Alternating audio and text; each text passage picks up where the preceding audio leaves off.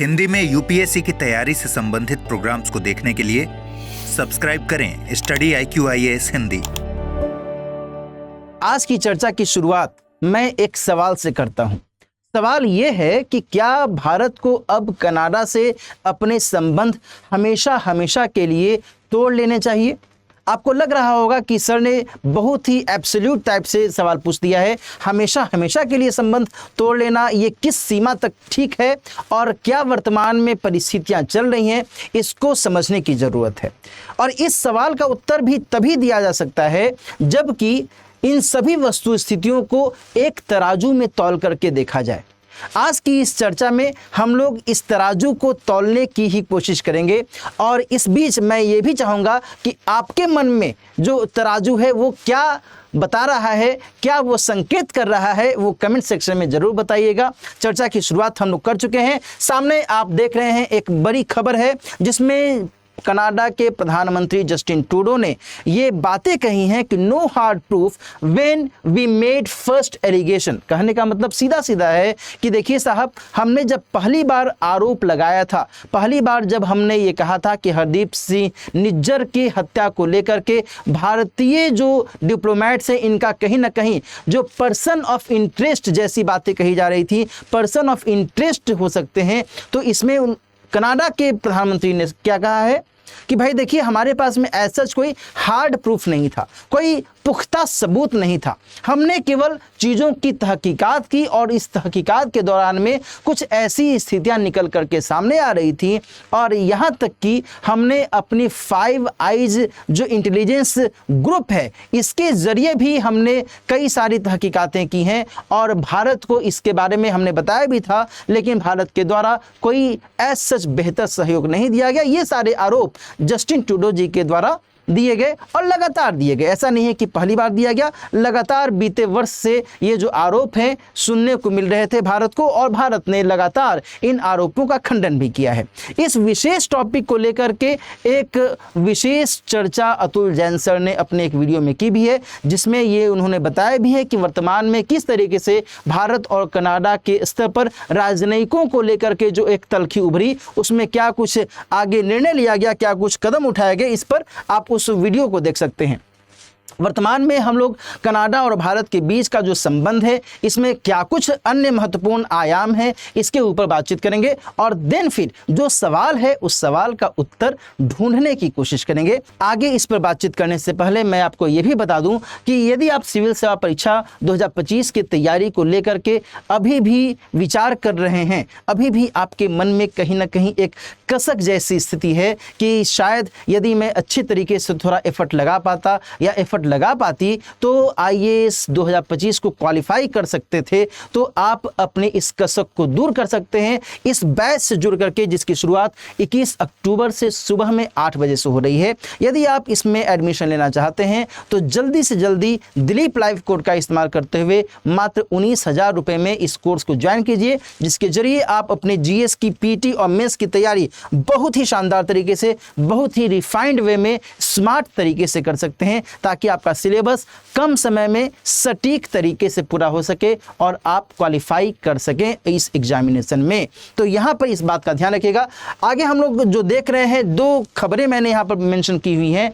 जो पहली खबर है दोस्तों, इसमें जस्टिन ट्रूडो साहब ने वही बातें कही हैं कि भारत ने हमसे कहा कि आप हमें सबूत दीजिए कि आप जो आरोप लगा रहे हैं उसके संदर्भ में, लेकिन इनका कहना है कि हमारे पास में एज सच कोई पुख्ता सबूत नहीं था। तो यहाँ पर जो एक अलग एंगल है इस पूरे मामले को लेकर के निकल कर सामने आ रहा है कि देखिए, हो सकता है कि जस्टिन ट्रूडो कहीं ना कहीं इस पूरे मामले में कुछ पर्सनल जो इंटरेस्ट है, जो अपना वैयक्तिक हित है, जो राजनीतिक हित है कनाडा के स्तर पर, कनाडा की राजनीति के स्तर पर, उसके संदर्भ में भी शायद वो कैलकुलेट कर रहे हैं और इसी कारण से जो ये तल्खी है और अधिक बिना बात के बढ़ती चली गई है और इसका खामियाजा दोनों देशों के संबंधों के बिगड़ते हुए हालात के स्तर पर देखा जा सकता है। तो यहाँ पर दोस्तों थोड़ा सा समझिएगा कि भाई भारत और कनाडा के बीच जो संबंधों की स्थिति है, ऐसा नहीं है कि केवल पहली बार इस तरीके से अविश्वास का माहौल पैदा हुआ है। यदि हम थोड़ा सा इसके इतिहास को खंगालने की कोशिश करें तो साल 1974 में एक घटना घटती है भारत के स्तर पर, जबकि भारत के द्वारा परमाणु परीक्षण किया जाता है। एट दैट टाइम इसमें हुआ ये था कि भारत के परमाणु परीक्षण को लेकर के कनाडा के उस समय के जो प्रधानमंत्री थे, इनफैक्ट उस समय जो कनाडा के प्रधानमंत्री थे वो वर्तमान के जस्टिन ट्रूडो साहब, जो कनाडा के वर्तमान प्रधानमंत्री है, इनके पापा जी थे। और पियरे ट्रूडो जी जो कि उस समय प्रधानमंत्री की भूमिका में बहुत सख्त रवैया अपना रहे थे, उन्होंने यहाँ तक कह दिया था कि देखिए जो आपने परमाणु परीक्षण किया है ये हमारे द्वारा दिए गए रिएक्टर का आपने गलत तरीके से इस्तेमाल किया है। कौन सा रिएक्टर दिया गया था कनाडा के द्वारा? तो CANDU कैन डू नाम से रिएक्टर दिया गया था। कैन डू का मतलब कनाडा ड्यूटेरियम यूरेनियम रिएक्टर, और इस रिएक्टर का गलत तरीके से आपने इस्तेमाल किया है, ये आरोप पियरे ट्रूडो साहब ने एट दैट टाइम लगाया था, है ना। तो यहाँ पर आप समझ रहे हैं ना कि जो एक अविश्वास की भावना है वो उस समय में भी देखी गई थी। इसके अलावा 1985 में दोस्तों एक बहुत ही बड़ा विमान हादसा होता है। जो विमान कनाडा से चल करके और भारत आ रहा था और उसका नाम था कनिष्क। आपने ये नाम सुना होगा, एयर इंडिया का ये विमान था और इसी जो विमान है आयरिश लैंड पे दुर्घटनाग्रस्त हो जाता है। भारतीय मूल के कई सारे कनाडाई उसमें मर जाते हैं और इस पर आरोप लगाया जाता है कनाडा के ऊपर कि कनाडा ने सही तरीके से इस मामले में जांच पड़ताल नहीं की, और इसके कारण जो एक अविश्वास का माहौल है दोनों देशों के बीच में उस समय भी देखा गया था। कनाडा में दोस्तों ध्यान रखिएगा कि बहुत बड़ी संख्या में जो सिख समुदाय हैं वो रहते हैं, और बड़ी बात यहाँ पर यह है कि जो खालिस्तानी समर्थक हैं, जो भारत में कुछ भारत का हिस्सा और पाकिस्तान के कुछ हिस्सा को मिला करके खालिस्तान बनाने की बात करते हैं, उसकी वकालत करते हैं, इससे संबंधित जो खालिस्तानी समर्थक हैं, खालिस्तान की मांग करने वाले जो लोग हैं, उनकी उपस्थिति कनाडा में बहुत बड़ी संख्या में है और उनके द्वारा लगातार विरोध की स्थितियां देखी जाती रही हैं। वहीं दूसरी तरफ कनाडा के सरकार के द्वारा उन खालिस्तानी लोगों को अपने यहाँ की आम जनता माना जाता है। कई जो ऐसे खालिस्तानी हैं वो कनाडा की राजनीति में भी बढ़ चढ़ करके हिस्सा लेते हैं। यहाँ तक कि अभी जो गुरप्रवंत सिंह पन्नू नामक एक खालिस्तानी नेता है, इसने यहाँ तक कहा कि कुछ समय से कनाडाई सरकार के साथ उसकी वार्ता तक हो रही थी, हालांकि वो संयुक्त राज्य अमेरिका में रहता है। तो इस तरीके से जो घटनाएं हैं वो कनाडा और भारत के जो आपसी विश्वास है इसको कहीं ना कहीं कमजोर करते हुए दर्शाते हैं। और इसी बीच 2023 में जब निज्जर हत्या की घटना घटी है, उसके बाद जो तल्खी है और अधिक धीरे धीरे बढ़ती चली गई। तो मेरे ख्याल से अब आप समझ पा रहे होंगे कि पूरा का पूरा जो घटनाक्रम है वो कैसे एक दूसरे से इंटरलिंक कर रहा है, और इसका खामियाजा जो दिख रहा है वो किस रूप में, वो अविश्वास के बढ़ने के रूप में दिख रहा है। इसी के संदर्भ में दोस्तों जो एक 5 आइज फैक्टर है वो यहाँ पर बहुत बड़ी भूमिका अदा करता है। 5 आइज जो एक फैक्टर है वो ये दर्शाता है कि इसमें कनाडा के अलावा संयुक्त राज्य अमेरिका, ब्रिटेन और न्यूजीलैंड, ये सभी जो देश हैं और साथ में कनाडा, ये 5 देश मिलकर के एक बहुत ही महत्वपूर्ण इंटेलिजेंस एजेंसी के तौर पर काम करते हैं। और इनकी जो आपसी साझेदारी है, इस साझेदारी के माध्यम से किसी भी स्तर पर कोई भी गुप्तचर गतिविधियां होती हैं तो उसमें इनकी भूमिका देखी जाती है। और यहाँ जो निज्जर हत्याकांड के बारे में हम लोग वार्ता कर रहे हैं, इस बातचीत के दौरान भी जो 5 आइज के देश हैं इनके द्वारा भी इस घटनाक्रम को लेकर के संदेह पैदा किया गया है। कहीं ना कहीं इनके द्वारा भी एक शंका, एक संदेह की स्थिति दर्शाई गई है। अमेरिका और ऑस्ट्रेलिया जैसे देशों ने तो इस घटनाक्रम के संदर्भ में कहा है कि देखिए भाई, ये तो बहुत ही अधिक चिंता वाली बात है।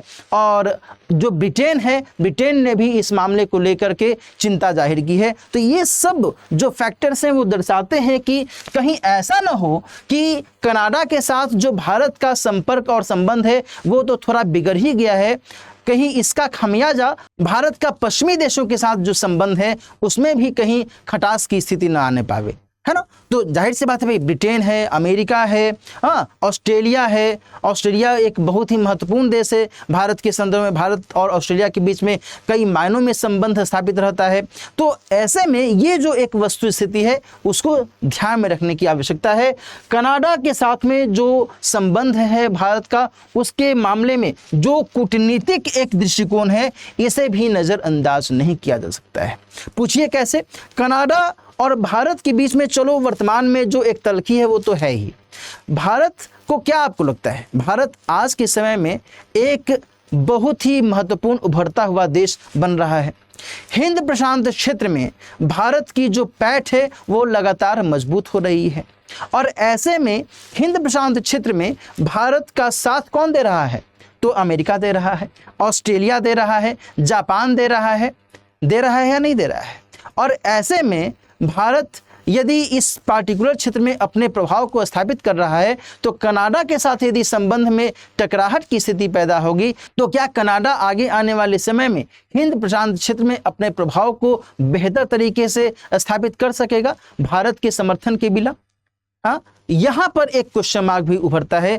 और इसी संदर्भ में जो अमेरिका जैसे देश हैं वो कदापि नहीं चाहते कि भारत के साथ हम बेवजह की टकराहट मोल लें। देखिए, इसको आप ऐसे समझिए कि भारत की स्थिति हिंद प्रशांत क्षेत्र में मजबूत, इससे इनकार नहीं किया जा सकता।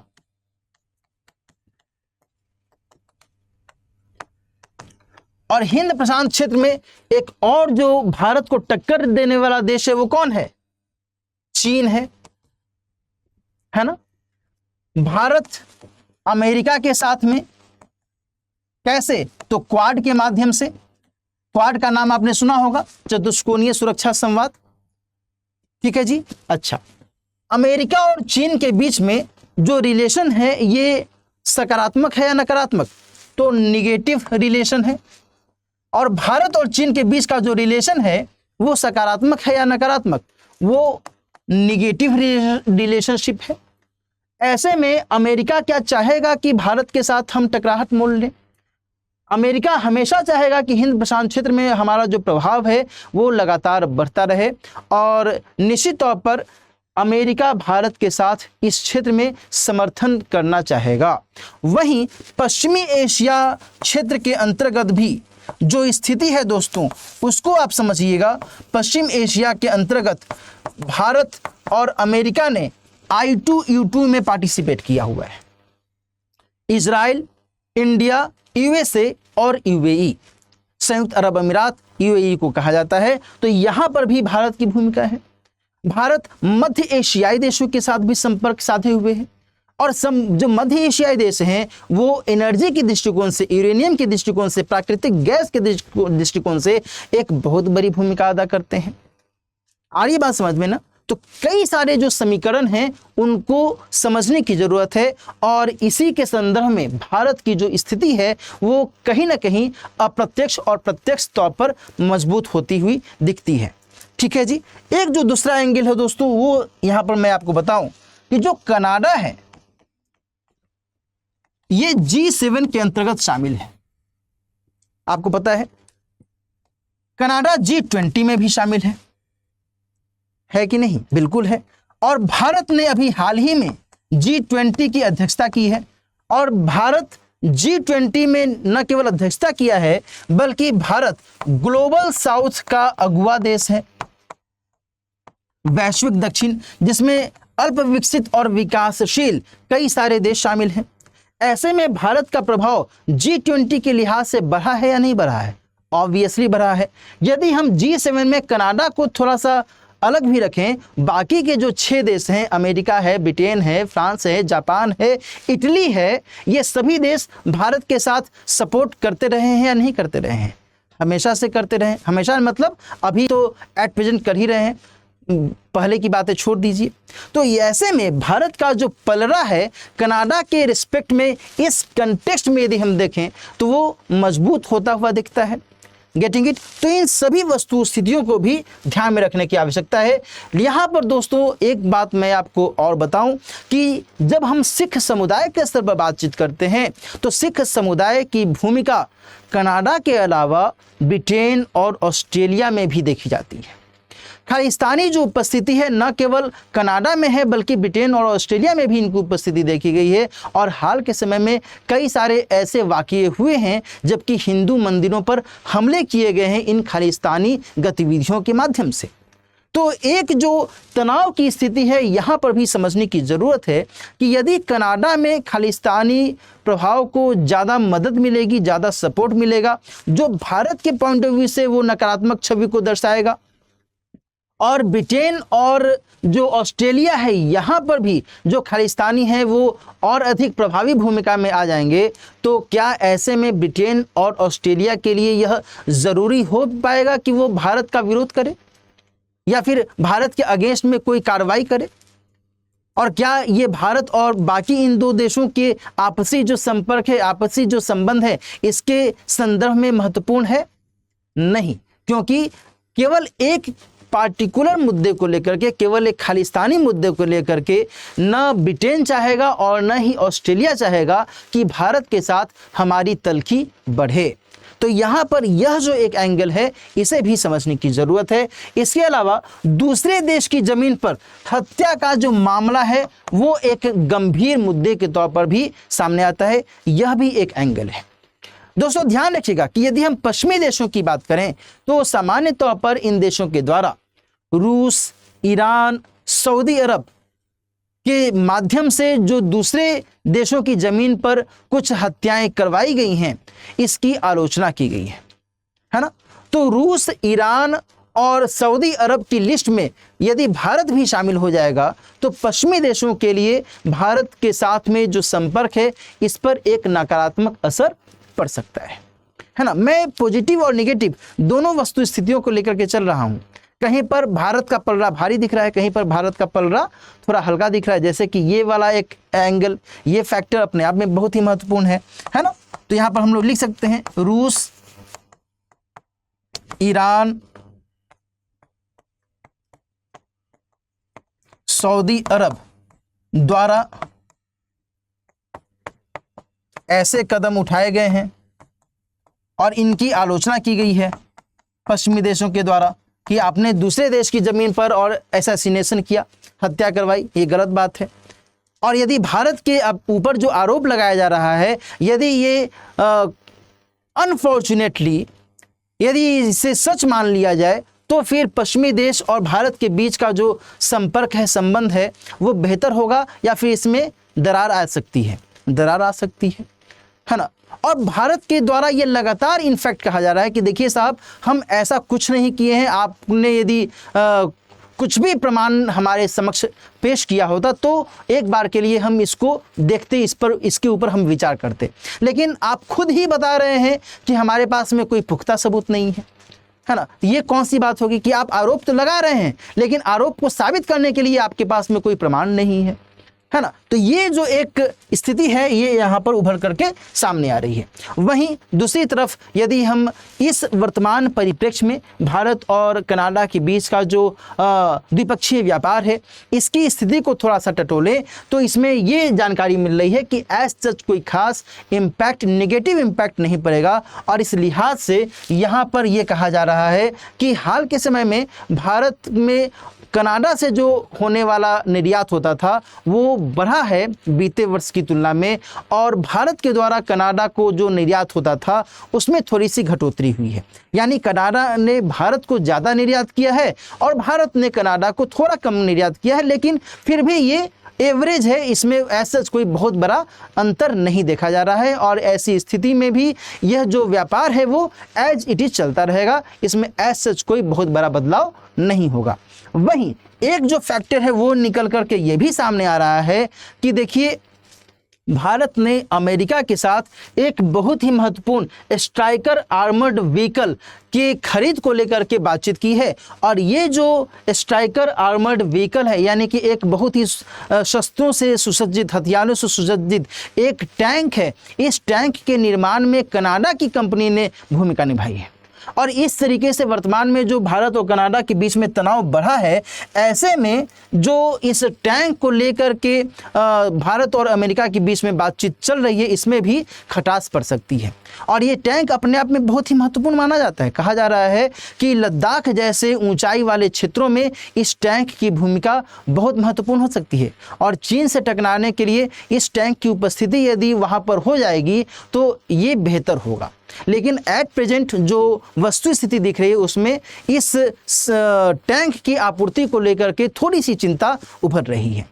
इसके बाद जो अगला एक महत्वपूर्ण एंगल है दोस्तों, वो समझने की बात है कि भारत के जो विद्यार्थी हैं, स्टूडेंट्स हैं, बहुत बड़ी संख्या में भारत से बाहर जाते हैं पढ़ने के लिए, ऊंची ऊंची डिग्रियां हासिल करने के लिए, उसके बाद रोजगार करने के लिए। तो यहाँ पर मैंने एक आंकड़े के माध्यम से समझाने की कोशिश की है कि यदि हम 2022 की बात करें तो भारत के बाहर अमेरिका, कनाडा, ऑस्ट्रेलिया और ब्रिटेन में बड़ी संख्या में जो विद्यार्थी हैं वो गए हैं और 2025 में जो आकलन लगाया गया है उसमें इसमें और अधिक बढ़ोतरी की भी संभावना जताई गई है। ऐसे में कनाडा और भारत के बीच में यदि संबंधों में ज़्यादा तलखी हो गई है तो जो भारतीय विद्यार्थी कनाडा में रह रहे हैं या फिर भारतीय विद्यार्थी कनाडा में जाने को जो इच्छुक हैं, उनकी आशा पर, उनकी जो अपनी इच्छाएं हैं उस पर एक प्रश्न चिन्ह लग सकता है। तो यहाँ पर इससे भी समझने की ज़रूरत है। भारतीय विद्यार्थी कनाडा क्यों जाना चाहते हैं, यहाँ पर मैं आपको ये बता दूँ ताकि आपको इसको लेकर के जो एक दुविधा हो सकती है वो क्लियर हो जाए। दरअसल वो कनाडा इसलिए जाना चाहते हैं क्योंकि वहाँ उन्हें गुणवत्तापूर्ण शिक्षा मिलती है, गुणवत्तापूर्ण शिक्षा जिसके माध्यम से वो और बेहतर से बेहतर पढ़ाई कर सकते हैं, साथ ही वहनीय रहन सहन। कहा जाता है कि अमेरिका और ब्रिटेन की तुलना में कनाडा में जो रहन सहन है वो ज़्यादा एफोर्डेबल है ना। इसके अलावा जो रोजगार की बेहतर संभावना,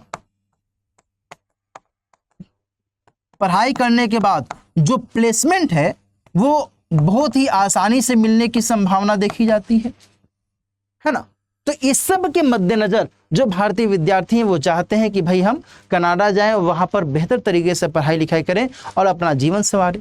लेकिन इस तरीके की जो वर्तमान में गतिविधियां उभरी हैं, इसको लेकर के जो एक तनाव है वह यहाँ पर उभर रहा है।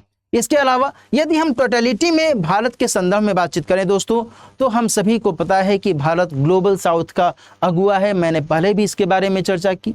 भारत खुद विश्व बंधुत्व का पैरोकार देश रहा है और भारत को तो यहाँ तक कहा गया है कि भाई वो रूस और यूक्रेन के बीच के युद्ध को रोकने के लिए युद्ध में मध्यस्थता करने का मादा रखता है। इजराइल और गाजा पट्टी में हमास के बीच में और फिलिस्तीन के साथ में जो युद्ध की स्थिति बनी हुई है इजराइल की, उसको रोकने के लिए उसमें अपनी मध्यस्थता के लिए अपना महत्व दर्शा सकता है ना।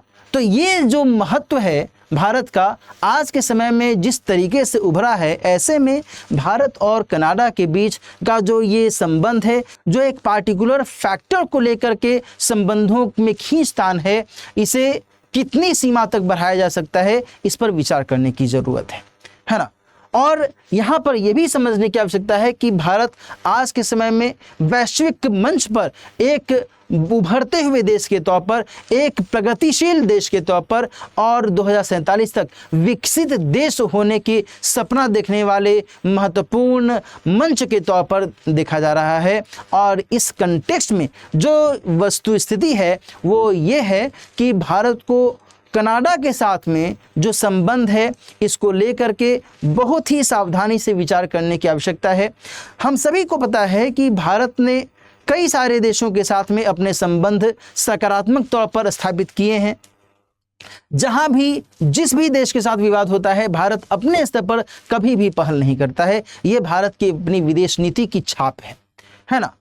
अभी कुछ ही दिन पहले भारत और मालदीव के बीच में जो तनातनी की स्थिति देखी गई थी, आप सभी को इसके बारे में पता होगा और न जाने कितने समाचार पत्रों में, न जाने कितने चैनल्स पर इसको लेकर के बातें की गई कि मालदीव को ये कर दिया जाएगा, मालदीव निस्तेनाबूद हो जाएगा, भारत के आगे मालदीव क्या चीज़ है, ये सारी बातें निकल कर के सामने आ रही थी। लेकिन भारत की ये अपनी पहचान है, भारत की यही विशेषता है कि कुछ ही दिन के बाद भारत और मालदीव के बीच का जो संबंध है इसमें धीरे धीरे फिर से सुधार होता हुआ दिखा। और जब भारत में नई सरकार का गठन हो रहा था तो फिर उस समय जो मालदीव के राष्ट्रपति मोहम्मद मुइज़्ज़ू थे वो शपथ ग्रहण समारोह में भी शिरकत किए। अभी कुछ ही दिन पहले, हफ्ते 2 हफ्ते पहले ही फिर से राष्ट्रपति महोदय जो हैं वो भारत की यात्रा पर आए थे और भारत के साथ संबंध को बेहतर बनाने के लिए कई सारी अलग अलग वार्ताओं में भी उन्होंने शिरकत की। तो ये जो मैं उदाहरण दे रहा हूँ भारत और मालदीव का, भारत कनाडा संबंध के परिप्रेक्ष्य में, मेरा दरअसल मकसद यही है आपको समझाने का, बताने का कि यदि डिप्लोमेटिक तरीके से वर्तमान में जो तल्खी की स्थिति उभरी है इसको डिप्लोमेटिक तरीके से ही समाप्त करने की कोशिश करनी होगी। और कनाडा के मन में, कनाडा के स्तर पर जो भ्रम की स्थिति है, उनके यहाँ पर जो थ्योरी डेवलप हुई है भारत के स्तर पर, उस थ्योरी को समझने की आवश्यकता है कनाडा को भी। और इस संदर्भ में भारत के साथ सकारात्मक तरीके से सहयोग करने की ज़रूरत होगी। साथ ही जो अन्य महत्वपूर्ण देश हैं, फाइव आइज में बेसिकली जो देश हैं, उनके साथ जो संबंध है भारत का, उसके मद्देनज़र भी विचार करने की आवश्यकता होगी। Getting it? तो फिर इन सभी वस्तु स्थितियों को यदि हम देखें तो जो मेरा सवाल था कि क्या भारत को कनाडा के साथ अपने संबंध बिल्कुल तोड़ देने चाहिए, हमेशा हमेशा के लिए तोड़ देने चाहिए, तो इसका क्या उत्तर निकल कर के सामने आता है? इसका उत्तर ये निकल कर के सामने आता है कि वर्तमान वस्तु स्थिति के मद्देनज़र भारत को कनाडा के साथ अपने संबंधों को टटोलने की आवश्यकता है, सावधानी से उस पर निगरानी रखने की आवश्यकता है। और कनाडा के साथ ही नहीं बल्कि जो अन्य महत्वपूर्ण पश्चिमी देश हैं उनके साथ भी विश्वास बहाली को लेकर के और बेहतर तरीके से कदम उठाने की आवश्यकता है। निश्चित तौर पर भारत और कनाडा के बीच में सच कोई हरसठे बहुत बड़ा विवाद नहीं हुआ है जिस तरीके से बाकी देशों के बीच में होता रहा है।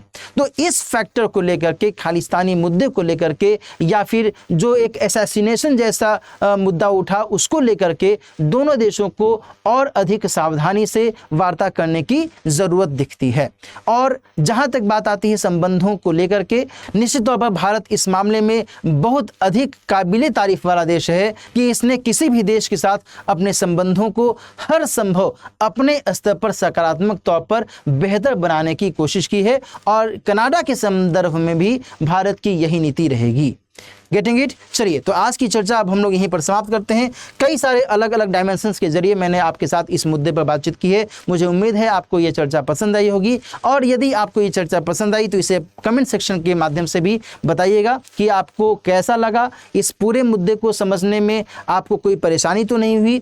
और साथ ही यदि आप इस टॉपिक को अपने दोस्तों के साथ भी शेयर कीजिएगा तो और बेहतर होगा। इसके अलावा फिर से मैं आपको बता दूं कि यदि आप में से कोई ऐसा कैंडिडेट है जो कि 2025 को लेकर के चिंतित है तो उसे अब अपनी चिंता दूर कर देनी चाहिए। फास्ट ट्रैक 2025 की शुरुआत 21 अक्टूबर से सुबह में 8 बजे से की जा रही है। आप इस कोर्स को दिलीप लाइव कोड का इस्तेमाल करते हुए ज्वाइन कर सकते हैं। साथ ही दोस्तों यहाँ पर मैं आपको ये भी बता दूं कि एक सिलेक्शन बॉक्स नाम से जो बहुत ही महत्वपूर्ण किताबों का सेट है और कई सारे अलग अलग मटेरियल्स, नोट्स, साथ ही मानचित्र के स्तर पर राजनीतिक और जो प्राकृतिक मानचित्र होता है वो सारी जो व्यवस्थाएं हैं, जो यूपीएससी का पाठ्यक्रम है, इसको लेकर के भी एक सिलेक्शन बॉक्स की सुविधा आपको मुहैया करवाई जा रही है। यदि आप सिविल सेवा परीक्षा की तैयारी कर रहे हैं और आप चाहते हैं कि इस कंप्लीट सिलेक्शन बॉक्स में जो भी मटेरियल्स हैं उनका लाभ उठाएं, जो भी किताबें दी गई हैं, जो भी मानचित्र दिए गए हैं, इनका लाभ उठाएं, तो आप दिलीप लाइव कोड का इस्तेमाल करते हुए